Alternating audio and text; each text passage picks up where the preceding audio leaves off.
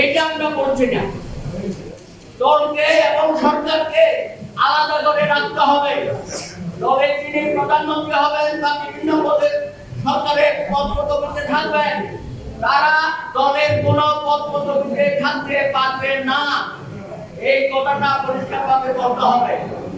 আর উত্তরাধিকারের যে রাজনীতি, উত্তরাধিকারের রাজনীতি যারা রাজনীতির মাঠে থাকবে অবশ্যই করবে, কিন্তু পরিবার পরিজন আত্মীয় স্বজন শেখ হাসিনা যখন করছিল প্রায় ৩০ জন এমপি বানাচ্ছে এবং আশেপাশে যেগুলো ছিল সেগুলোকে রাষ্ট্রের বিভিন্ন সুযোগ সুবিধা ব্যবসা বাণিজ্য দিয়েছে। এই বিষয়গুলো আমাদের তো ফয়সালা করতে হবে। সুতরাং দলের মধ্যে গণতন্ত্র, এই ব্যাপারে আমাদের কথা বলতে হবে। আমরা রাষ্ট্র সংস্কারের কথা বলছি, কিন্তু রাজনৈতিক দলের সংস্কার আমরা সেভাবে উচ্চারিত হচ্ছে না আমাদের কাছ থেকে।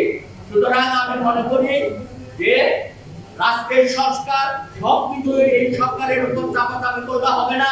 যেটুকু প্রয়োজন, যেগুলো রাজনৈতিক দল করবে না সেগুলো আদায় করে নেন। প্লাস আমাদের প্রত্যেকটা রাজনৈতিক দলের সংস্কার জরুরি এবং অপরিহার্য।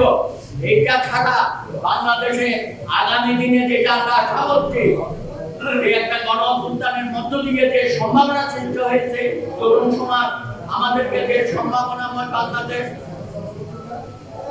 দেখার স্বপ্ন দেখিয়েছে, সেই স্বপ্নকে বাস্তবায়িত করতে গেলে আমাদের কাজে এবং কথার মধ্যে কমিটমেন্ট থাকতে হবে। অতীতে আমরা সেটা পাই নাই, এই কারণে বারবার আমরা হোঁচট খাচ্ছি।